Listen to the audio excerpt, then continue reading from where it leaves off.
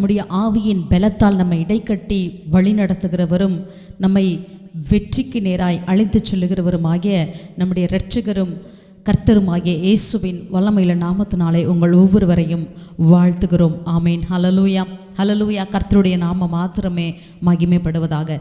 இந்த நாளிலும் கூட யோபுவை குறித்து ஒரு சில காரியங்களை நாம் தியானிக்க இருக்கிறோம். ஹல்லேலூயா. யோபுவை குறித்து நாம் பார்க்கிறோம். அவர் ஒரு எப்படிப்பட்ட ஒரு ஆசாரியராய் இருந்து தன்னுடைய குடும்பத்துக்காக தன்னுடைய பிள்ளைகள் ஒருவேளை பாவம் செய்திருப்பார்களோ என்று எண்ணி அவர் என்ன செய்கிறார், அங்கே ஒவ்வொரு பிள்ளைகளுடைய வீட்டிலும் விருந்து நடக்கிற பொழுது அங்கே பலி கொடுக்கிற ஒரு காரியத்தை நாம் வாசிக்கிறோம் யோபுவின் புஸ்தகத்திலே. ஆமேன். ஹல்லேலூயா. யோபு மாத்திரமல்ல, இந்த யோபுவை குறித்து எசேக்கியேலும் புதிய ஏற்பாட்டிலே யாக்கோபும் தம்முடைய புத்தகங்களில் எழுதியிருக்கிறதை நாம் வாசிக்கிறோம். ஆமேன். ஹல்லேலூயா. ஸோ யோபு எப்படிப்பட்ட ஒரு மனிதராய் வாழ்ந்தார் என்பதை நாம் நிச்சயமாகவே யோபுவினுடைய முதல் அத்தியாயத்திலே நாம் வாசிக்க முடிகிறது. அதிகாரம் அங்கே முதலாவது வசனம், ஊத்ஸ் தேசத்திலே யோபு என்னும் பேர் கொண்ட ஒரு மனுஷன் இருந்தான். அந்த மனுஷன் உத்தமனும் சன்மார்க்கனும் தேவனுக்கு பயந்து பொல்லாப்புக்கு விலகுகிறவனுமாய் இருந்தான். ஆமேன். ஹல்லேலூயா. அவன் உத்தமன், சன்மார்க்கன், தேவனுக்கு பயந்து பொல்லாப்புக்கு விலகுகிற ஒரு மனிதனாய் இருந்தார் என்று சொல்லி நாம் வாசிக்கிறோம். ஆமீன். ஹல்லேலூயா.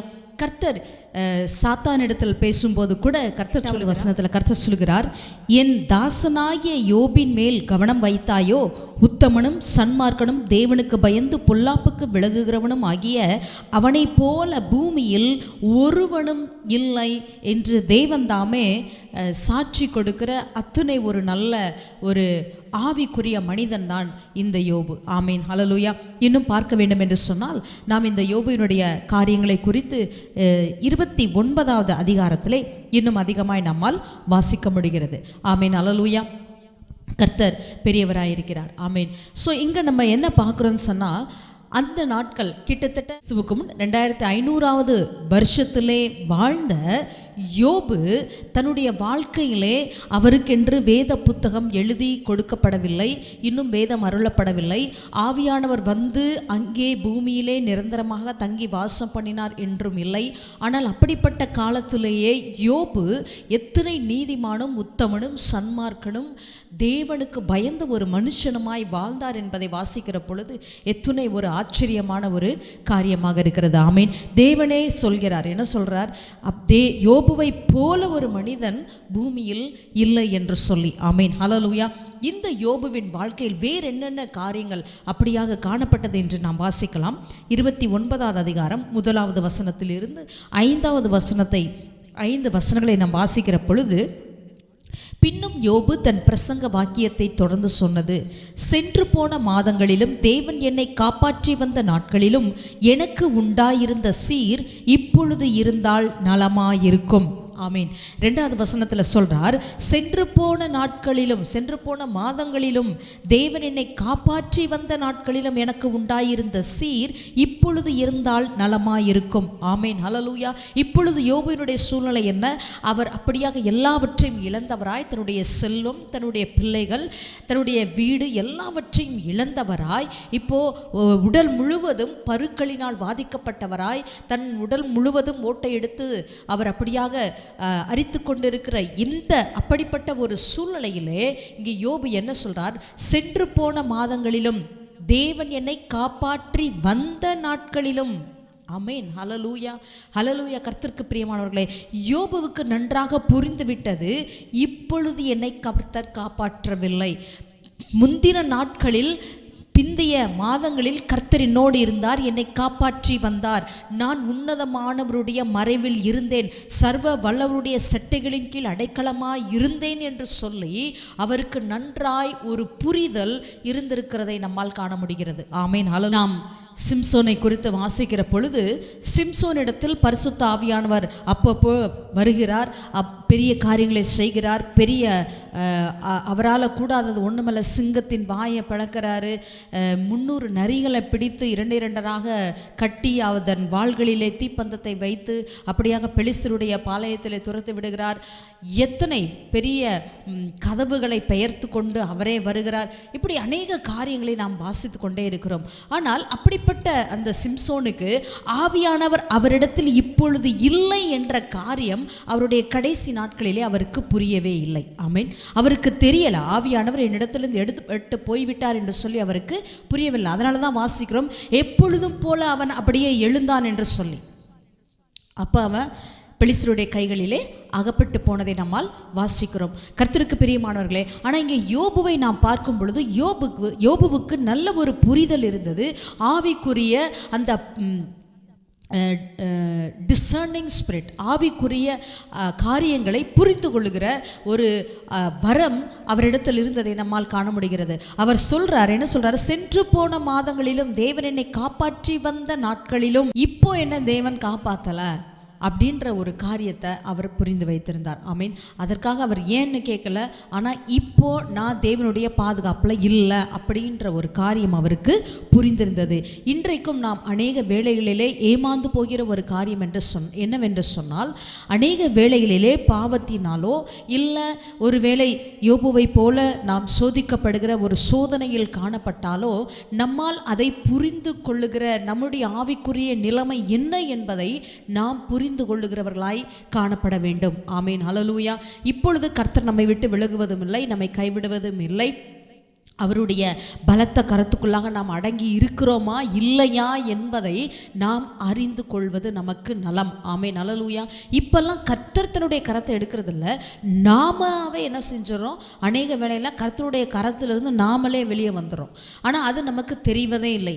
நான் இப்போ கர்த்தருடைய கரத்தில் இருக்கனா இல்லை வெளியில் இருக்கனான்ற காரியம் நமக்கு அநேக வேளையில் அந்த வேறுபாடு நமக்கு புரிவதில்லை. எப்பொழுதும் கர்த்தர் என்னோடு கூட இருக்கிறார் என்று சொல்லி அநேக தப்பிதங்களையும் அநேக தேவனுக்கு விரோதமான காரியங்களையும் செய்து கொண்டும் நாம் என்ன நினைத்து கொள்ளுகிறோம், நான் இன்னும் கர்த்தருடைய கரத்தில் தான் இருக்கிறேன் என்று சொல்லி. கர்த்தருக்கு பிரியமானவர்களே, இப்படிப்பட்ட ஒரு ஆவிக்குரிய புரிதல், நம்முடைய ஆவிக்குரிய நிலைமையின் புரிதல் நமக்கு இருக்கும் என்று சொன்னால் நிச்சயமாகவே அது நம்மை தேவனிடத்துக்கு நேராக இன்னுமாய் அதிகமாய் வழி நடத்தும். ஆமேன். ஹல்லேலூயா. யோபுவை போல நாம் கர்த்தரிடத்தில் மீண்டும் சேர முடியும். ஆமேன். இரண்டாவதாக அவர் சொல்லுகிற ஒரு காரியம் 3வது வசனத்தில், அப்பொழுது அவர் தீபம் என் தலையின் மேல் பிரகாசித்தது, அவர் அருளின வெளிச்சத்தினால் இருளை கடந்து போனேன். ஆமேன். ஹல்லேலூயா. இங்க யோபு சொல்றார், அப்பொழுது எந்த நாட்களில், முந்தைய நாட்களில், நான் எல்லாம் சரியா இருந்த நாட்களில், கர்த்தருடைய பாதுகாப்பு எனக்குள்ளாக இருந்த நாட்களில் அவர் சொல்றார், கர்த்தர் என்னை காப்பாற்றி வந்த அந்த நாட்களில் என்ன நடந்ததா, கர்த்தருடைய தீபம் என் தலையின் மேல் பிரகாசித்தது, அவர் அருளின வெளிச்சத்தினால் நான் இருளை கடந்து போனேன். ஹல்லேலூயா. சங்கீதம் 119 நாம் வாசிக்கிறோம், அவருடைய வசனம் என் கால்களுக்கு தீபமும் என் பாதைக்கு வெளிச்சமுமாய் இருக்கிறது என்று சொல்லி. ஆமென். ஹல்லேலூயா. ஹல்லேலூயா. கர்த்தருக்கு பிரியமானவர்களே, அந்த நாட்களிலேயே கர்த்தருடைய தீபம் அவர் தலையின் மேல் இருந்தது. எப்படிப்பட்ட ஒரு புரிதல் பாருங்க, எப்படிப்பட்ட ஒரு தேவனை அறிகிற அறிவு யோபுவுக்கு இருந்தது என்பதை வாசிக்கிற பொழுது அது மிகவும் ஒரு அற்புதமான காரியமாக இருக்கிறது. ஆமேன். கர்த்தருடைய தீபம் என் தலையின் மேல் பிரகாசித்தது. நான் என்னுடைய சொத்துனாலேயோ எனக்கு இருந்த பலத்தினாலேயோ எனக்கு இருந்த பெரிய மரியாதையினாலேயோ இல்லை கிழக்கத்திய புத்திரரிலேயே நான் தான் பெரிய ஆளு அப்படின்றதுனாலேயோ நான் இருளை கடந்து போகவில்லை. யோபுவினுடைய மிகவும் ஒரு பெரிய ஒரு புரிதல். அவர் சொல்றாரு, கர்த்தர் அருளின வெளிச்சத்தினால் நான் இருளை கடந்து போனேன். ஹல்லேலூயா. ஹல்லேலூயா. தேவனுடைய வெளிச்சம் தாயா எனக்கு இருளை கடக்க உதவி செஞ்சிச்சு. என்னுடைய சொந்த பலன் அல்ல, என்னுடைய சொந்த சம்பத்து அல்ல, என்னுடைய சொத்து அல்ல, என்னுடைய படிப்பு அல்ல, என்னுடைய பதவி அல்ல, என்னுடைய காரியங்கள் அல்ல, நான் தேவன் அருளின வெளிச்சத்தினால் தான் இருளை கடந்து போனேன் என்று சொல்லுகிறார். தாவீது தன்னுடைய 23வது சங்கீதத்தில் எழுதும் பொழுது அவர் சொல்லுகிறார், நான் மரண இருளின் பள்ளத்தாக்கில் பள்ளத்தாக்கிலே நடந்தாலும் நான் பொல்லாப்புக்கு பயப்படேன். தேவரீர் என்னோடு கூட இருக்கிறீர். உமது கோலும் உமது தடியும் என்னை தேற்றும். ஆமேன். ஹல்லேலூயா, ஹல்லேலூயா. கர்த்தருக்கு பிரியமானவர்களே, இந்த நாட்களில் நாம் என்ன சாட்சி சொல்ல முடியும்? கர்த்தர் அருளின வெளிச்சத்தினால் நான் இருளை கடந்து போனேன். கர்த்தருடைய தயவினால், கர்த்தருடைய பிரகாசத்தினால் நான் இந்த பிரச்சனையை கடந்து வர கர்த்தர் உதவி செய்தார் என்று நாம் சொல்லுகிறோமா? இல்லை, நான் இந்த ஹாஸ்பிட்டல் போனதுனால தான் நான் பிழைச்சேன், நான் ஒருவேளை இந்த ஸ்கூலில் இந்த காலேஜில் நான் படித்ததுனால தான் பெரிய ஆளாக இருக்கேன், இல்லை இந்த பிஸ்னஸை செஞ்சதுனால தான் நான் பெரிய ஆளாக இருக்கேன், இல்லை நான் இப்படி பண்ணதுனால தான் அப்படின்னு தன்னை குறித்து என்னுடைய பலங்கள், நான் எதை எனக்கு பலமாய் நினைக்கிறேனோ அதையே நாம் குறித்து பேசுகிறோமா? கர்த்தர் அருளின வெளிச்சத்தினால் நான் இருளை கடந்து போனேன் என்று நாம் சொல்லுகிறோமா? ஹல்லேலூயா. இது எதை குறிக்கிறது என்று சொன்னால், யோபுவுக்கும் கர்த்தருக்கும் இருந்த அப்படிப்பட்ட ஒரு ஐக்கியம்.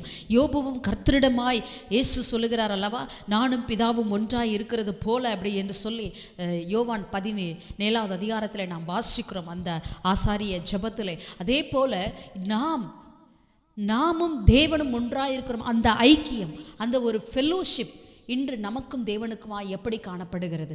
நம்மை நாமே நிதானித்து அறிவோம். ஆமேன். ஹல்லேலூயா. 1 கொரிந்தியர் 6வது அதிகாரம் 19வது வசனத்தை நாம் வாசிக்கலாம். உங்கள் சரீரமானது நீங்கள் தேவனாலே பெற்றும் உங்களில் தங்கியும் இருக்கிற பரிசுத்த ஆவியினுடைய ஆலயமாய் இருக்கிறது என்றும் நீங்கள் உங்களுடையவர்கள் அல்ல என்றும் அறியீர்களா? ஆமேன். ஹல்லேலூயா, ஹல்லேலூயா. நமக்கு தெரிந்திருக்க வேண்டும், நான் என்னுடையவன் அல்ல, கர்த்தருடைய ஆவியானவர் எனக்குள்ளாக தங்கியிருக்கிறார், அவரால் தான் நான் நடத்தப்படுகிறேன், கர்த்தருடைய ஆவியானவர் தான் என்னை நடத்துகிறார் என்ற ஒரு அறிவு நமக்கு இருப்பது மிகவும் நல்லது. ஆமேன். அப்போ நம்மளால் சொல்ல முடியும், யோபுவை போல கர்த்தர் அருளின வெளிச்சத்தினால் நான் இருளை கடந்து போனேன் என்று சொல்லி. ஆமேன். ஹல்லேலூயா, ஹல்லேலூயா. இது முந்தின நாட்களின் சீரை குறித்து தான் அவர் பேசி கொண்டு வருகிறார் இல்லையா? அப்போ ஒருவேளை இப்படிப்பட்ட பெரிதான இந்த ஒரு சோதனைக்குள்ளாக யோபு வருவதற்கு முன்பாக கூட அவருக்கு சில பிரச்சனைகள் வந்திருக்க வேண்டும். ஆமீன். மனிதனாக பிறந்தால் பிரச்சனைகள் வரத்தானே செய்யும். அப்போ நிச்சயமாகவே யோபு பல பிரச்சனைகளை சந்தித்திருக்க வேண்டும். அந்த பிரச்சனைகளில் நான் எப்படி அதிலிருந்து வெளியே வந்தேன் என்று சொல்லி தான் இங்கே யோபு சொல்லுகிறார். என்ன சொல்லுகிறார்? அவர் அருளின வெளிச்சத்தினால் நான் இருளை கடந்து போனேன். எப்ப? சென்று போன மாதங்களிலும். ஆமென். இதற்கு முந்தைய நாட்களில் நான் நன்றாய் இருந்த பொழுது, அதைத்தான் இங்கே சொல்லுகிறார். ஹல்லேலூயா. 4வது வசனம், தேவனுடைய இரகசிய செயல் என் கூடாரத்தின் மேல் இருந்தது. வா, ஹல்லேலூயா, ஹல்லேலூயா. தேவனுடைய இரகசிய செயல் என் கூடாரத்தின் மேல் இருந்தது. ஆமேன். ஹல்லேலூயா. ஒருவேளை சங்கீதம் 91 நம்ம வாசிக்கிறோம், வாதை உன் கூடாரத்தை அணுகாது, பொல்லாப்பு உனக்கு நேரிடாது என்று சொல்லி. நம்ம அதை எவ்வளவு நமக்கு அது புரியுதோ இல்லை எவ்வளோ நம்ம விசுவாசிக்கிறோமோ என்னன்னு தெரியல. ஆனால் இங்கே யோபு நிச்சயமாக சொல்லுகிறார், தேவனுடைய இரகசிய செயல் என் கூடாரத்தின் மேல் இருந்தது. ஆமேன். சங்கீதம் 25:14 வாசிக்கிறோம், கர்த்தருடைய ரகசியம் அவருக்கு பயந்தவர்களிடத்தில் இருக்கிறது, அவர்களுக்கு தம்முடைய உடன்படிக்கையை தெரியப்படுத்துவார். ஆமேன். ஹல்லேலூயா. யோபு யார் என்று வாசித்தோம் 1வது அதிகாரத்தில் கர்த்தரே சொல்கிறார். 1வது வசனத்திலும் 8வது வசனத்திலுமாய் முதல் அதிகாரத்தில் நாம் வாசிக்கிறோம், தேவனுக்கு பயந்தவன் என்று சொல்லி. ஹல்லேலூயா. அதைத்தான் சங்கீதம் 25:14 சொல்கிறது, கர்த்தருடைய ரகசியம் அவருக்கு பயந்தவர்களிடத்தில் இருக்கிறது. ஹல்லேலூயா, ஹல்லேலூயா. அப்போ யோபு இங்கே சொல்கிறாரு, தேவனுடைய ரகசிய செயல் என்னுடைய கூடாரத்தின் மேல் இருந்தது என்று சொல்லி. அது எத்தனை உண்மை பாருங்க. ஹல்லேலூயா. இன்றைக்கு நமக்கு வேதம் இருக்கிறது நமக்கு தெரிகிறது. அன்றைய நாட்களில் யோபு எத்தனை அதிகமாய் தேவனோடு இடைப்பட்டு இருக்கிறவராய் காணப்பட்டார் என்று சொன்னால், அவர் இப்படியாக தேவனுடைய வார்த்தைகளை கர்த்தருடைய பயந்தவர்களிடத்தில் தான் அவருடைய ரகசியம் இருக்குது அப்படின்னு நமக்கு புரியுது. ஆனால் அந்த நாட்களில் யோபுவே சொல்கிறார், அவருடைய ரகசியம் என் கூடாரத்தின் மேல் இருந்தது என்று சொல்லி. ஆமீன். ஆதியாகமம் 18வது அதிகாரத்திலே நாம் வாசித்தோம் என்று சொன்னால் 17, 18, 19 3 வசனங்களையும் அங்கே ஆபிரகாம் ஒரு ஆவிக்குரிய உண்மைகளை தேவனிடமாக யார் சரியான மனப்பான்மையை வைத்திருக்கிறார்களோ அவர்கள் மட்டுமே அறிந்து கொள்ள முடியும் என்கிற ஆவிக்குரிய உண்மையை அங்கே வெளிப்படுத்துகிறதை நம்மால் காண முடிகிறது. அப்பொழுது கர்த்தர் ஆபிரகாம் பெரிய பலத்த ஜாதி ஆவதினாலும் அவனுக்குள் பூமியில் உள்ள சகல ஜாதிகளும் ஆசீர்வதிக்கப்படுவதினாலும் நான் செய்ய போகிறதை ஆபிரகாமுக்கு மறைப்பேனோ? கர்த்தர் ஆபிரகாமுக்கு சொன்னதை நிறைவேற்றும்படியாய் அவன் தன் பிள்ளைகளுக்கும் தனக்கு பின்வரும் தன் வீட்டாருக்கும் நீங்கள் நீதியையும் நியாயத்தையும் செய்து கர்த்தருடைய வழியை காத்து நடவுங்கள் என்று கட்டளை இடுவான் என்பதை அறிந்திருக்கிறேன் என்றார். ஹல்லேலூயா, ஹல்லேலூயா. இங்கே தேவன் சொல்லுகிறார், ஆபிரகாம் இப்படி இருப்பான், நான் செய்ய போகிற காரியத்தை நான் ஆபிரகாமுக்கு போய் எப்படி மறைப்பேன், தேவனுடைய ரகசிய செயலை நான் ஆபிரகாமுக்கு வெளிப்படுத்துவேன் என்று சொல்லுகிற விதமாய் கர்த்தர் சொல்லுகிறார். ஏன் அதை அவர் சொல்லுவாரா? அவர் சொல்கிறாரு, ஆபிரகாம் என்ன செய்வானா, கர்த்தருடைய நீதியையும் நியாயத்தையும் கர்த்தருடைய வழியையும் நீங்கள் காத்து நடவுங்கள் என்று சொல்லி அவன் தனக்கு பின்வரும் வீட்டாருக்கும் தன் பிள்ளைகளுக்கும் அவன் என்ன செய்வான், கட்டளையிடுவான் என்பதை நான் அறிந்திருக்கிறேன். இன்னும் கட்டளை இடலை, ஆபிரகாமுக்கு இன்னும் குழந்தை இல்லை. ஆனால் ஆண்டவர் என்ன சொல்கிறாரு, அவன் இப்படி செய்வான்னு எனக்கு தெரியும் அப்படின்னு சொல்கிறார். நல்லா கவனித்து பாருங்கள். ஒருவேளை நமக்கு சுய விருப்பம், ஃப்ரீ வில் நமக்கு கொடுக்கப்பட்டிருக்கிறது, எல்லாருக்குமே கொடுக்கப்பட்டிருக்கிறது, ஆபிரகாமுக்கும் கொடுக்கப்பட்டு இருந்தது. அப்போ ஒருவேளை ஆபிரகாம் நினைத்திருந்தால் அந்த காரியத்தை செய்யாமலும் இருந்திருக்க வாய்ப்பு உண்டு. ஏன்னா சுய விருப்பம், ஃப்ரீ வில் இருக்குது. ஆனால் கர்த்தர் இங்கே நிச்சயமாக சொல்கிறார், ஆபிரகாம் அப்படி இல்லை, அவன் நிச்சயமாக அதை செய்வான்னு எனக்கு தெரியும், ஐ நோ, நான் அறிந்திருக்கிறேன் என்று சொல்லி, அதனால் ஆண்டவர் என்ன சொல்கிறானா, நான் எப்படி நான் செய்ய போகிற காரியத்தை ஆபிரகாமுக்கு மறைப்பேன் என்று சொல்லுகிறார். மத்தேயு 11:25 வாசிக்கிறோம். அந்த சமயத்திலே இயேசு சொன்னது, பிதாவே, வானத்துக்கும் பூமிக்கும் ஆண்டவரே, இவைகளை ஞானிகளுக்கும் கல்விமான்களுக்கும் மறைத்து பாலகருக்கு வெளிப்படுத்தினபடியினால் உம்மை ஸ்தோத்தரிக்கிறேன். ஆமேன், ஹல்லேலூயா, ஹல்லேலூயா. கர்த்தருக்கு பிரியமானவர்களே, இந்த லிஸ்ட்டில் இன்னைக்கு நாம் இருக்கோமா? ஆண்டவர் சொல்கிறார், நீங்கள் இந்த சிறு பிள்ளையை போல ஆகாவிட்டால் பரலோக ராஜ்யத்தில் பிரவேசிக்க முடியாது என்று சொல்லி. அப்படிப்பட்ட சிறு பிள்ளைகளுக்கு தான் ஆண்டவர் என்ன செய்கிறாரா, தன்னுடைய காரியங்களை, இப்படிப்பட்ட மகத்துவங்களை அவர் வெளிப்படுத்துகிறவராய் காணப்படுகிறார். ஆமேன். நீதிமொழிகள் 3:32 நீதிமொழிகள் 3:32 மாறுபாடு உள்ளவன் கர்த்தருக்கு அருவருப்பானவன், நீதிமான்களோடே அவருடைய ரகசியம் இருக்கிறது. யோபு ஒரு நீதிமான், கர்த்தருக்கு பயப்படுகிறவன். கர்த்தருடைய ரகசிய செயல் அவருடைய கூடாரத்தின் மேல் இருந்தது. ஆமேன், ஹல்லேலூயா. லூக்கா 24:45 இந்த காரியம் நம்ம எல்லாருக்கும் நன்றாய் தெரியும். எம்மாவு கிராமத்துக்கு சென்று கொண்டிருக்க அந்த 2 சீடர்களுக்கு மத்தியிலே இயேசுவும் ஒரு வழிபோக்கராய் இணைந்து கொண்டு அவர்களோடு பேசிக்கொண்டே போகிறார்.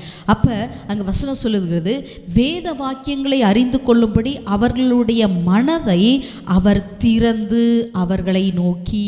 ஆமேன், ஹல்லேலூயா, ஹல்லேலூயா. வேத வாக்கியங்களை அறிந்து கொள்ளும்படி கர்த்தர் நமக்கு வெளிப்படுத்தாவிட்டால் நம்மால் அறிந்து கொள்ள முடியாது. கர்த்தர் நமக்கு தன்னுடைய ரகசியங்களை, தன்னுடைய மகத்துவங்களை வெளிப்படுத்த வேண்டும் என்று சொன்னால் நாம் கர்த்தருக்கு பயந்தவர்களாய் நீதிமான்களாய் இருக்கிற பொழுது கர்த்தர் நிச்சயமாகவே தம்முடைய ரகசிய செயலை நமக்கு வெளிப்படுத்துவார். ஆபிரகாமுக்கு சொன்னது போல கர்த்தருடைய நியாயத்தையும் நீதியையும் கர்த்தருடைய கட்டளைகளையும் நாம் நமக்கு பின்வரும் பிள்ளைகளுக்கும் சந்ததிக்கும் நாம் அவைகளை செய்யும்படி கட்டளையிடர்களாய் காணப்படுகிற பொழுது நிச்சயமாகவே கர்த்தருடைய செயல், ரகசிய செயல் நம்மோடும் நம்முடைய கூடாரத்தின் மேலும் இருப்பதை நம்மால் அறிந்து கொள்ள முடியும்.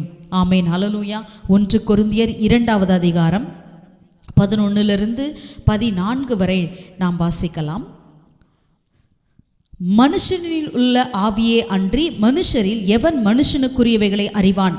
அப்படி போல தேவனுடைய ஆவியே அன்றி ஒருவனும் தேவனுக்குரியவைகளை அறிய மாட்டான். நாங்களோ உலகத்தின் ஆவியை பெறாமல் தேவனால் எங்களுக்கு அருளப்பட்டவைகளை அறியும்படிக்கு தேவனிலிருந்து புறப்படுகிற ஆவியையே பெற்றோம்.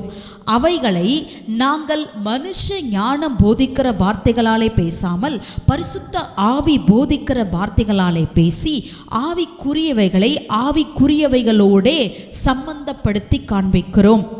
ஜென்ம சுபாவமான மனுஷனோ தேவனுடைய ஆவிக்குரியவைகளை ஏற்றுக்கொள்ளான். அவைகள் அவனுக்கு பைத்தியமாக தோன்றும். அவைகள் ஆவிக்கேற்ற பிரகாரமாய் ஆராய்ந்து நிதானிக்கப்படுகிறவைகள் ஆனதால் அவைகளை அறியவும் மாட்டான். ஆமேன், ஹல்லேலூயா.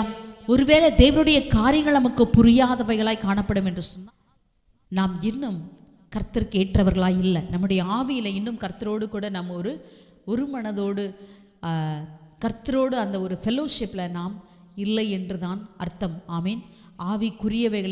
ஆவிக்குரியவைகளோடு சம்பந்தப்படுத்தி நாம் பேச வேண்டும், சம்பந்தப்படுத்தி நாம் அதை கவனிக்கிறவர்களாய் ஆராய்கிறவர்களாய் நாம் காணப்பட வேண்டும். ஆமீன், ஹல்லேலூயா, ஹல்லேலூயா. கர்த்தருடைய நாமம் மகிமைப்படுவதாக. இங்கே யோபு எதையும் சரீர பிரகாரமாக சொல்லுகிறவர் அல்ல.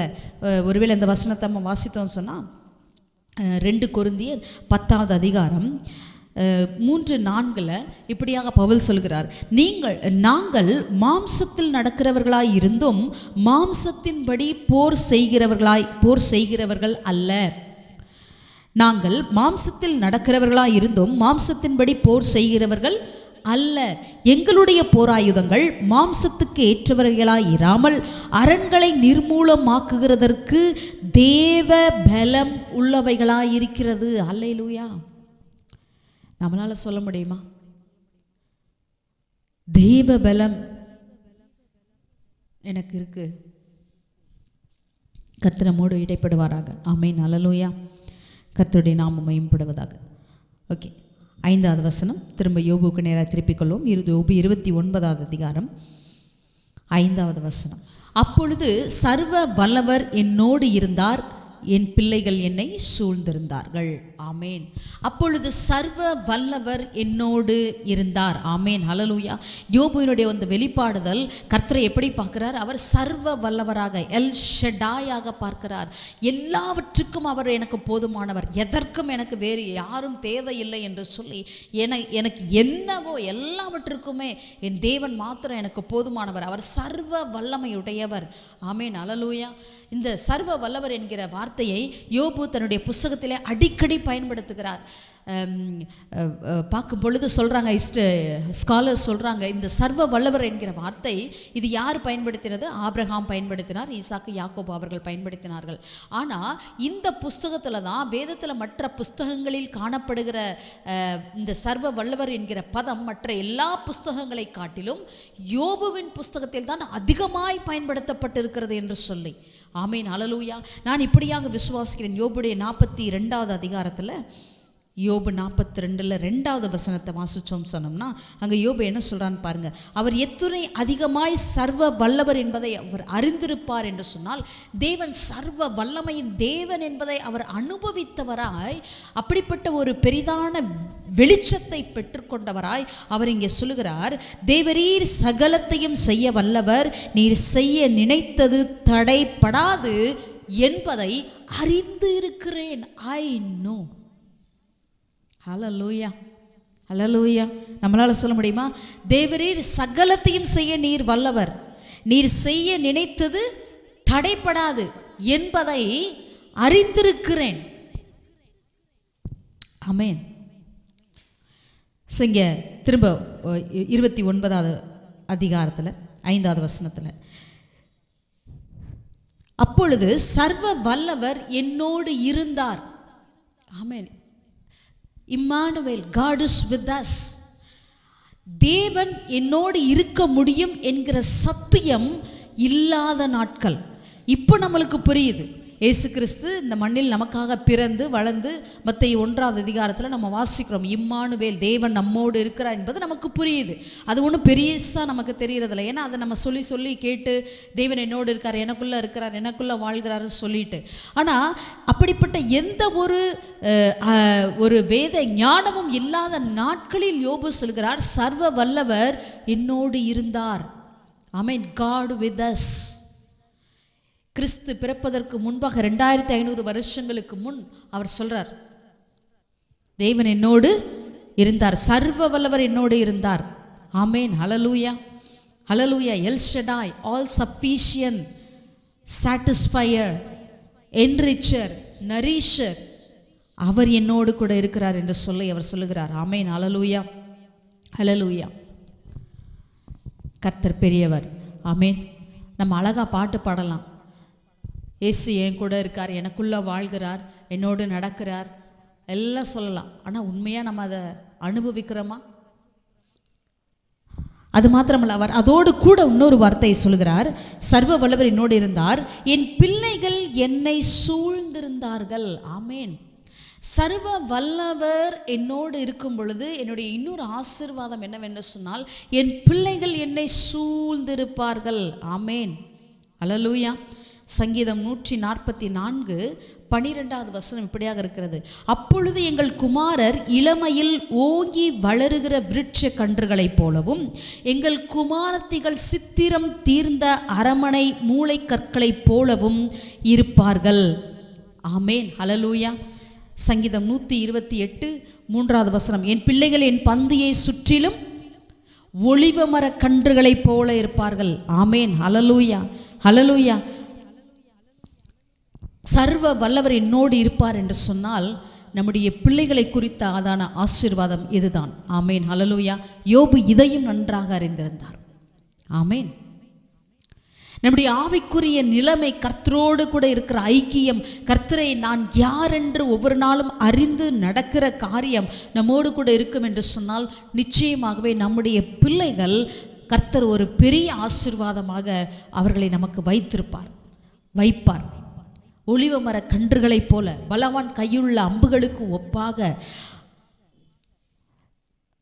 ஓங்கி வளருகிற விருட்ச கன்றுகளைப் போல, சித்திரம் தீர்ந்த அரண்மனை மூளை கற்களைப் போல கர்த்தர் நம்முடைய பிள்ளைகளை வைப்பார். ஆமேன். ஹல்லேலூயா. ஹல்லேலூயா.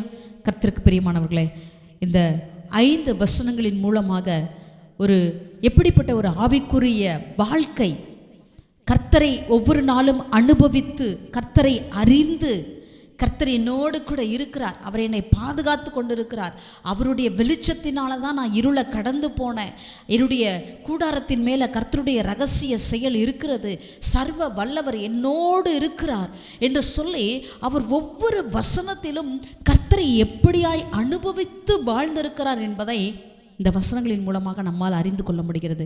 இன்றைக்கும் கர்த்தருக்கு பிரியமானவர்களே, நம் ஒவ்வொருவருடைய வாழ்க்கையும் எப்படி இருக்கும் என்று சொன்னால், இன்றைக்கு நமக்காக இயேசு கிறிஸ்து தன்னுடைய ஜீவனை கொடுத்து அவர் மீண்டுமாக 3ஆம் நாள் உயிரோடு எழுந்தவராய் நம்மோடு கூட இருக்கிறார். அதற்கு மேலாக பரிசுத்த ஆவியானவர் நம்மோடு கூட இருந்து தேற்றரவாளராய், நம்மை நடத்துகிறவராய், ஒரு ஆசாரியராய், வழிகாட்டியாய் நமக்குள்ளாக இருந்து நடத்துகிற இந்த நாட்களிலே நாம் இன்னும் எத்துணை அதிகமாய், யோபுவை காட்டிலும் பல மடங்கு அதிகமாய் நாம் கர்த்தரை அறிந்திருக்கிறவர்களாய், கர்த்தருடைய ரகசிய செயல்களை அறிந்திருக்கிறவர்களாய், சர்வ வல்லவர் என்னோடு இருக்கிறார் என்று ஆணித்தரமாய், அதை அனுபவபூர்வமாய் அறிக்கையிடுகிறவர்களாய் நாம் காணப்பட வேண்டும். ஆமேன். ஹல்லேலூயா. அப்படிப்பட்ட ஒரு வாழ்க்கை வாழ இந்த கடைசி நாட்களிலே சீக்கிரமாய் வரப்போகிற இயேசுவானவர் அவருடைய ஆவியினாலே நம்மை வழி நடத்துவாராக. ஆமேன். ஹல்லேலூயா. கர்த்தர் ஒவ்வொருவரையும் ஆசீர்வதிப்பாராக. இப்படிப்பட்ட ஆவிக்குரிய வாழ்க்கை நமக்கும் காணப்படட்டும். God bless you all. Take care.